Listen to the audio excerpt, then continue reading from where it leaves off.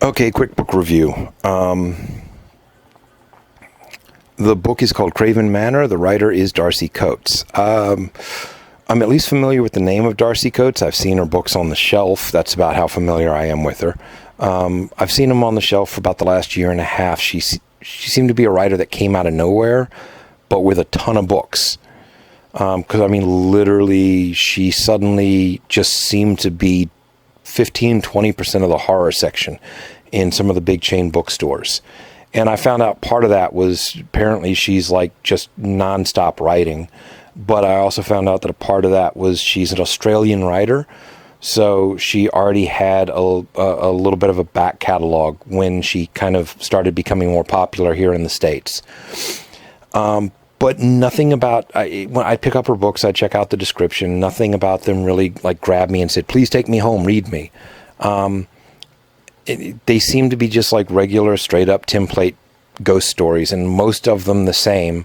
From the backs of the books, a lot of them were a person or persons.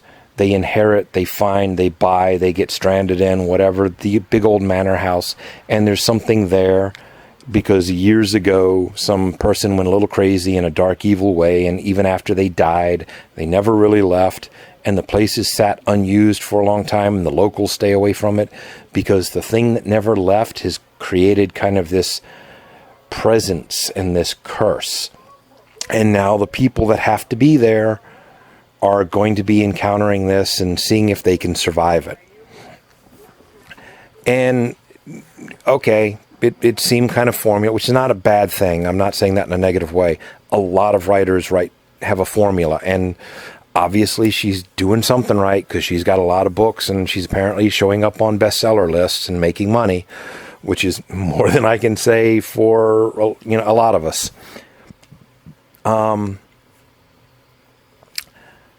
So a bunch of people started recommending her to me in the last few months. And I decided to go back and check because, fair is fair. Some of the people recommending her to me, I've recommended writers and books and they've actually bought them. So I finally decided I'll give this a try. Particularly when somebody said, hey, October's coming up, Halloween. You might like her ghost stories, and you love to do ghost stories more in Halloween than other stuff. So I was like, okay, I'll go get one at random. I went to the bookstore, pulled one mostly at random. I just made sure it wasn't one of her multi-part series. And outside of that, first book I grabbed at random, Craven Manor. So let's talk Craven Manor. Craven Manor, our main protagonist, character named Daniel. Daniel is a down-on-his-luck loser. Things are not going well for him. He's in a lousy living situation that he's being taken advantage of. His life is miserable. He gets this mysterious offer. Come take a job as the groundskeeper, Craven Manor. Come find the manor, find out more. And he goes on this very weird trip where you're pretty sure he's getting lost because nobody walks this way. He's riding his bike to get there and goes from like roads to dirt paths to smaller dirt paths to footpaths to he's now walking with his bike in the woods because there is no path and he's pretty sure he's completely lost. And oh, nope, there's Craven Manor. And once he gets there, he doesn't actually meet his employer. His employer is communicating with him through notes. And giving him these odd coins. And these coins turn out to be really expensive or valuable. He cashes one in at a pawn shop of all things. He was not going to give you top dollar, and it's still more money than he's had for a good long time. So he's given the job offer, be the groundskeeper. The grounds are overrun, brushes and shrubs and vines. The Craven Manor itself is kind of broken down. But he's given these set of instructions. Some of them are a little weird. Do not invite anybody to Craven Manor, even to come live in the groundskeeper's or come stay in the groundskeeper's cottage, which is where he's going to be living. He's not to invite anybody at all. Okay, a little weird, but more controlling or maybe precautionary. But then he starts getting like some of the other instructions. And one of the real big ones that's the weird one is when he's working, he's to get up, come out after sunrise, work on the grounds, work whatever he's got to do. But when it comes time to finish up for the day, before the sun goes down, when it starts getting ready to go down, start putting everything up, go to the groundkeeper's cottage, go inside. At the end of the day, lock the door, pull the curtains, do not look outside, and never be outside during the hours of night. And his first night there, something really weird. He follows the instructions, but something really weird is happening on the outside of the cottage. And it freaks him out, keeps him up all night, almost gets him to like leave. But he thinks about it and decides, no, his life really sucks a hell of a lot worse than anything that this weirdness could be. So, and maybe he's going to make enough money based on the coins that he's already cashed in and he's getting more of. Maybe he can make enough money to kind of give himself a new start. He's just do this and get through it. And thus we dive into the story in full. And we start getting into the mysteries and the secrets of Craven Manor and the ghosts. The good stuff, the good parts of it. Darcy Coates has a very engaging writing style. The book itself is about just under 300 pages, and her writing style keeps the 300 pages moving along nicely. There were no... Outside of the beginning, when we're finding out what a miserable life our main character is having, there aren't any really slow parts. There were no parts where I was kind of like, oh man, please, can we just get through this? Get on to the good part again. It all moves at a fairly nice clip. It's all fairly engaging and fairly entertaining. She definitely has a gift for dialogue. I was actually impressed by that, because a lot of writers, including a lot of good writers, when they're writing dialogue, although she didn't have a lot of characters in this book and the characters don't come together and talk a lot, pardon me, I'd love to see what she does maybe sometime with a book with a larger cast of characters, how she juggles multiple voices and multiple different characters with their different voices. But on the whole, when these characters were talking, her dialogue actually felt natural. You know, I would read it and it's like, this is how real people would talk. There's a lot of times, even with some really good writers, they write dialogue that if you actually have people saying it out loud, you realize it doesn't work. It's not how people would actually talk to each other, even in crazy situations. And she has a really good knack for dialogue, and even in weird situations, the dialogue still feels natural. It sounds like it does the job of getting across the information and moving the scene along, but it feels like something somebody would actually say, real people would say to each other. So I was actually kind of impressed with that. Let's see. No, not negatives. How about this? Neutrals. One of the neutrals, although this will be a negative for a bunch of people, one of the neutrals is this is straight up PG-13 horror. If you're looking for makes your skin crawl, gets into the back of your brain, gives you trouble sleeping at night, Craven Manor is not your book. Her writing style, or at least the writing style with this book, Craven Manor, is definitely PG-13. This is 1960s era live action Disney horror story, or maybe 1970s, early 80s TV movie of the week horror. And that's, for those of you not old enough to know, that's not like saying Sci-Fi Saturday Night. They used to do some really good, entertaining, like the major networks do a TV movie of the week. Sometimes they were horror. And some of those were really good, and they still have fan followings today. I mean, Kolchak the Night Stalker and Kolchak the Night Strangler were TV movies of the week. And they were some of the biggest TV movies of their era. as far as ratings, and they still have rabid fan followings. You can have that can be a good thing. It's not necessarily a negative, just like PG-13 is not a negative. But think kind of in there. It's horror. It's got a little bit of chills. It's got a little bit of scares, but it's not super intense.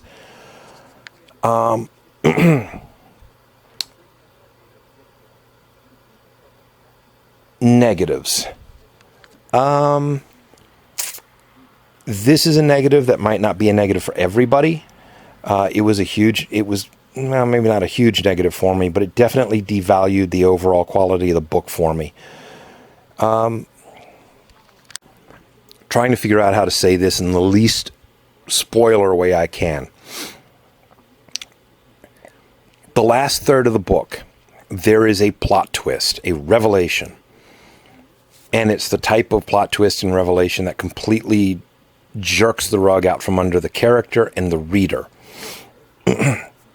And when I read this plot twist, my first thought was, this is absolutely stupid. Because there were two things that happened earlier in the book, and particularly one of them, that it's like, this twist makes literally no sense with these actions and what we saw here. There's no logic to it. Something's not right here. It just totally does not work. And at first I thought, okay, Darcy Coates is one of these writers that she doesn't really care, and maybe her readers don't really care, but, just to kind of screw with the reader, she throws in these crazy twists towards the end of the book to kind of throw you off guard, and she doesn't care if they make sense or not. And that wasn't actually the case. As the story progresses, we find out some more information that in the story itself explains why that twist is there and why it still makes sense in the story, if not actually for you as the reader. And it kind of works at doing that. It does clear up a little bit of the problem. Unfortunately, it creates a new problem, because if you're reading the book, you're going to hit that twist and you're going to have the same or similar reaction that I had. And you're going to kind of wonder, what the hell? This doesn't make any sense. Why? And then you hit this next point and you go, oh, that's why. Well, here's the problem with that's why. The twist sets our main character off on a completely new path. He's looking at his situation in ways that he completely different than before, and he's now doing stuff that is completely at odds with some of the ways he was approaching his life at Craven Manor up to that point. And it is, unfortunately, this is what has to be done to get us to the ultimate high point, the big ending that we need. It sets all of that into motion. And when you look at it, you realize it makes the character come across kind of like an idiot. And it kind of devalues the character a little bit. I like the character a little bit less, because he really came across... He goes... This plot twist that makes no sense to you as the reader, he goes all in for it and does all of this stupid stuff that brings us to the setup that we need. And just looking at it as a reader and from a storyline purpose, by the time you get done with the book, you realize there's 3 or 4 different ways that we could have gotten this ending without making the lead character look like a moron. And, well, yeah, there's that thing in horror where people say, well, in horror stories, your characters have got to be a little stupid, or else, you don't have a movie, or you don't have a book. Because, the first time the ghost shows up in the house in front of you and says, "Get out, or I'm going to kill you and your entire family," and the people are kind of like, well, gee whiz, but I just bought the place. It's a nice fixer-upper. Maybe I'll stay anyhow. It's like, yeah, you're a moron, but you need to be a moron so we can have the horror story.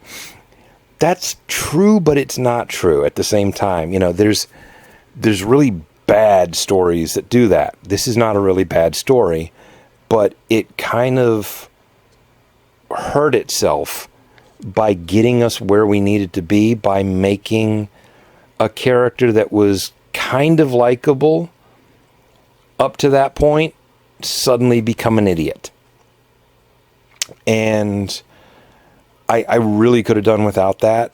And like I said, especially once you finish the book and you actually just look at it for a second, there was 3 or 4 different ways that this could, the main thing that she needed to set up to have the big ending she wanted, could have been done 2 or 3 other ways that would have made total sense with the story that we had. But that's not what we got. We got kind of this quick, easy way. And it didn't work for me, and it kind of, it made the character less likable, the main character less likable, and it took a little bit away from the book for me. One negative that might not be a negative to anybody else, as I said before, she's an Australian writer. And you know what? Let's take this out of the negative. This isn't a negative. This is just a general advisory. I said before, she's an Australian writer. I was kind of hoping that this book would have a little bit of an Australian feel to it, or flavor. Australia, like the United States, like Canada, there's a strong, the storytelling templates and certain things about how you tell certain stories all goes back to England and the rest of the UK. Because we have that common ancestry. But we all also have like different things that other aspects of our culture have added to some of our storytelling. And in recent years, for those of you who like indie film or smaller films, or like the crazier books that we've been able to get hold of that have come over here from Australia, if they deal with the paranormal or they deal with horror, while we get kind of that very similar template from that common ancestry, we also get sometimes things with a different flavor or a slightly different set of rules, because there's also the Aboriginal cultures that have had a strong influence on their popular culture. So certain things are a little bit of a mix, and you get sometimes these really cool things that throw off what you expect a little bit, make it feel a little more fresh. That's not in there at all. You're not going to get anything like that. As a matter of fact, she writes everything in this book. Just her writing style and the dialogue itself is very, very neutral. There's nothing, not colloquial slang, not phrases, not certain old sayings. There's nothing in this book that feels like it grounds it in Australia, even just as the location.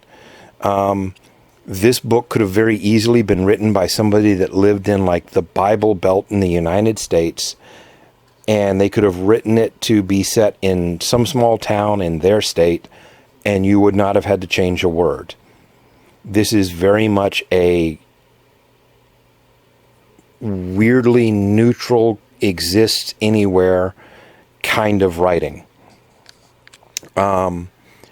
As I said, I was originally putting that in negative. I decided I'll make that kind of more just an advisory. That might not be a problem for you. And in all honesty, if I had known that going in, it probably wouldn't have been a problem for me. But like I said, I was kind of hoping that there was going to be a little bit more to it. There was going to be like that slightly different flavor.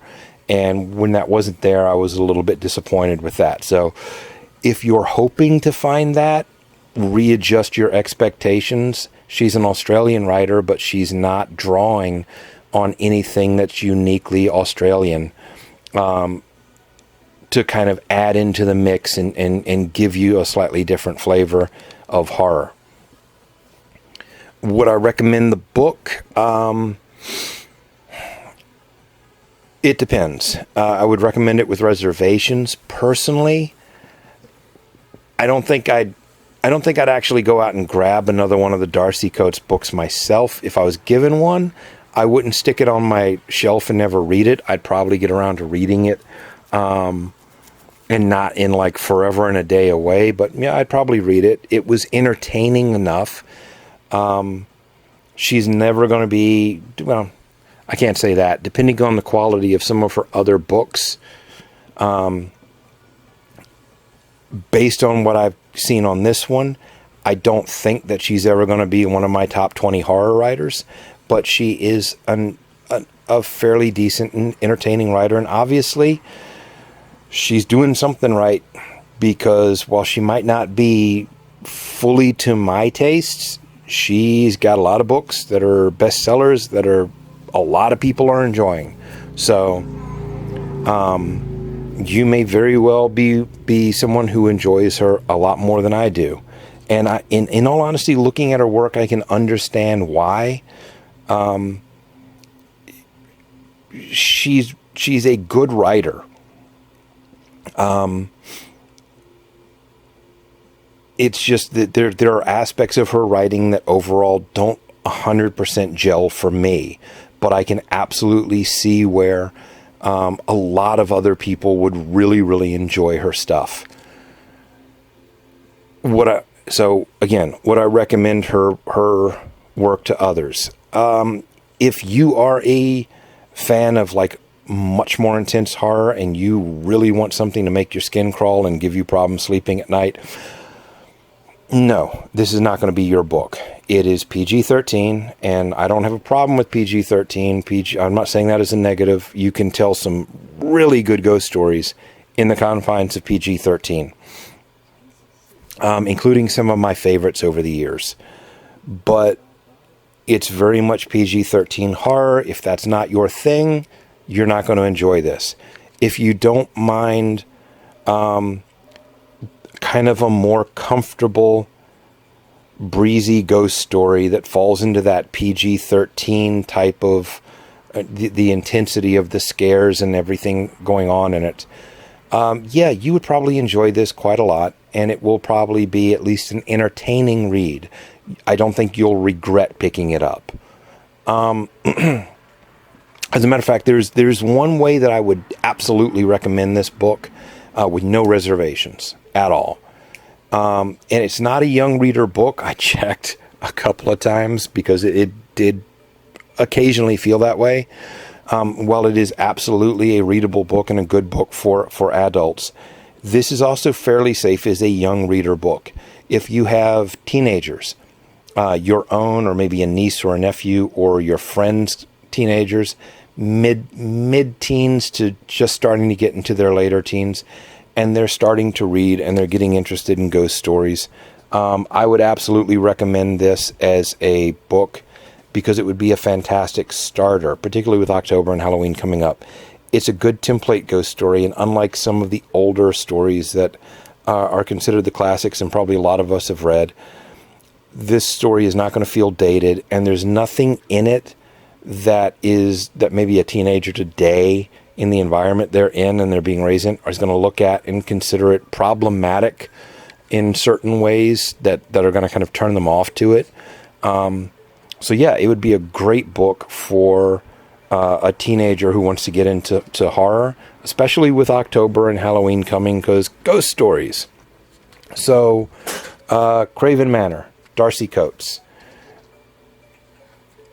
If it sounds like your kind of thing, check it out. You'll enjoy it. And yeah, it would probably be a great gift for that younger horror reader in your life.